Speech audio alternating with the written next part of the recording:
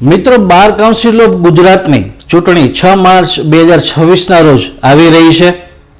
મિત્રો, bar council of ગુજરાતની ચૂંટણી એ માત્ર એક સામાન્ય પ્રોસેસ કે પ્રોસિજર નથી, પરંતુ બાર કાઉન્સિલ ઓફ ગુજરાતની જે ચૂંટણી છે એ આવનારા ભવિષ્યમાં આપણી જે માતૃ સંસ્થા છે, જે વકીલાતના વ્યવસાય સાથે સંકળાયેલા વકીલો છે સમગ્ર ગુજરાતના, એ માતૃ સંસ્થાનું પ્રતિનિધિત્વ છે એ કોણ કરશે એ પ્રતિનિધિત્વ નક્કી કરતી આ ચૂંટણી છે. મિત્રો, એટલે આ ચૂંટણીમાં તમારા જે મતાધિકાર છે એનો જરૂરથી ઉપયોગ કરજો અને મત દેવા જરૂરથી જજો. મતદાન કર્યા બાદ જ તમે ખાવા પીવાનો આગ્રહ રાખજો. એટલે જ હું કહું છું કે પહેલાં મતદાન પછી જલપાન.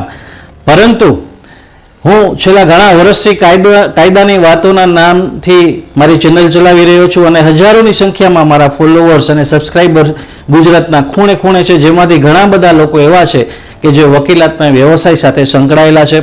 તો આ તમામ મારા જે વકીલ મિત્રો છે અને મારા ચાહક વર્ગ છે એને મારી એક નમ્ર અપીલ છે કે આ વખતે 6 માર્ચ 2026ના રોજ જો તમે મતદાન કરવા જાઓ તો ક્રમ નંબર 60 જરૂરથી યાદ રાખજો. ક્રમ નંબર 60 ઉપર આ વખતે ભૂમિકા પટેલ મહિલા અનામતમાંથી પોતે પ્રતિનિધિત્વ કરી રહી છે બાર કાઉન્સિલ ઓફ ગુજરાતમાં. તો આપણે સૌ એને આપણો પ્રેફરન્સ વોટ છે નંબર 1 આપી અને એને પ્રચંડ બહુમતીથી વિજય બનાવીએ એવી મારી અપીલ છે. અને મારા તમામ ચાહક વર્ગને મારી અપીલ છે જે વકીલાતના વ્યવસાય સાથે સંકળાયેલા છે કે આ વખતે મતદાન કરવા જાઓ તો ભૂમિકા પટેલ ક્રમ નંબર 60 જરૂરથી યાદ રાખજો. તમને એમ થતું હશે કે આ પંડિત સાહેબ ભૂમિકા પટેલને જ મત આપવાનું કેમ કહે છે, ઘણા બધા કેન્ડિડેટ ઊભા રહ્યા છે, પરંતુ મિત્રો આ ભૂમિકા પટેલને હું વ્યક્તિગત ઓળખું છું.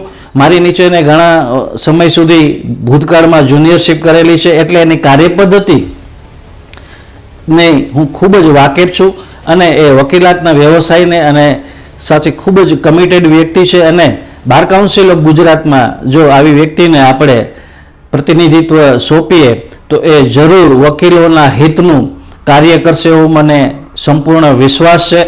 કારણ કે એનો જે સ્વભાવ છે એ ઝાંસીની રાણી જેવો છે, ફાઇટર સ્વભાવ છે.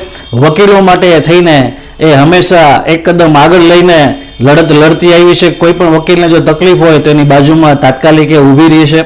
એટલે એના સ્વભાવથી હું ખૂબ જ વાકેફ છું અને એ જો બાર કાઉન્સિલ ઓફ ગુજરાતમાં આપણે એને પ્રતિનિધિત્વ આપશું તો તમારો મત છે એ એડે નહીં જાય એનો હું તમને વિશ્વાસ અપાવું છું. મિત્રો, તો આ વખતે 6 માર્ચ 2026ના રોજ જ્યારે પણ મત દેવા જાઓ છો તો ક્રમ નંબર 60 ભૂમિકા પટેલને જરૂરથી મત આપજો. અને મારી આ કાયદાકીય પ્રવૃત્તિ જે સેવા છે જે હું સોશિયલ મીડિયાના માધ્યમથી કરું છું એમાં ઘણા વકીલ મિત્રોને કાનૂની જ્ઞાન હું પીરસતો રહ્યો છું. મિત્રો, મારી આ સેવાને જો તમે બિરદાવવા માંગતા હો તો ભૂમિકા પટેલને મત આપીને મારી સેવાને આપ બિરદાવી શકો છો. આ એક તમને મોકો છે. તો આ વખતે 6 માર્ચ 2026 ભૂમિકા પટેલ ક્રમ નંબર 60 ભૂલશો નહીં. ધન્યવાદ.